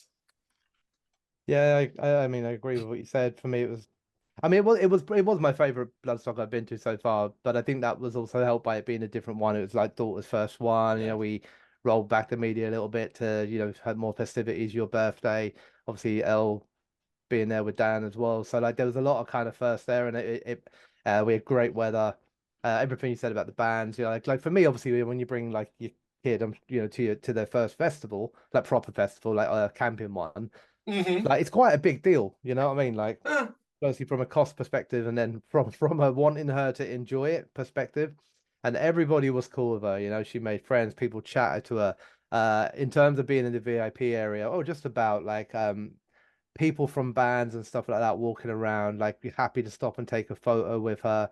You know, some of the bands that played that like she talked to afterwards, like, you know, Ed Gamble, like she got a picture with Rose and like was a gentleman and really, really kind, and to the guys from Raised by Owls, Mab, Rupture Farms, like all happy to stop, chat, and like, you know, high five her, and absolutely made her feel like she was at this, I don't know, this special thing. And you know, she loved it and came back, and that obviously radiates back onto my feelings about it as well, which kind of helps. So, you know, overall, like the Bloodstock experience for myself, for my daughter, for every one of us, I think was just massively positive. And there'll always be some bads and uglies, of course there will, and hopefully they can iron some of them out and it gets better each year, but there'll always be some. Oh yeah. But yeah, overall brilliant. Loved it. I echo a similar sentiment. It was fucking fantastic. Like having Elle with me was the best, you know. It was because I'm usually just like pottering about on my own for a fair bit of time, which I don't have an issue with because obviously I hang out with you guys as well. But sometimes I fuck off and do my own thing. But yeah, it was really nice, you know. There we go, folks. That's our final thoughts. This was the good, the bad, and the ugly of Bloodstock 2024. You got any opinions and thoughts on what we've talked about here from all of the perspectives? You know what to do. Let us know in the comments. Thank you very much for watching. If you'd like to see more content like this, please consider hitting the subscribe button. It is gratefully appreciated. You can find us over at gbhbl.com, our full website, where reviews, news, and so much more goes up daily. We're also on all social media platforms: Facebook, Instagram, Twitter, Threads, at GBHBL. Just search for GBHBL and you will find us out there. We also have merchandise on sale. You can access the shop via the website.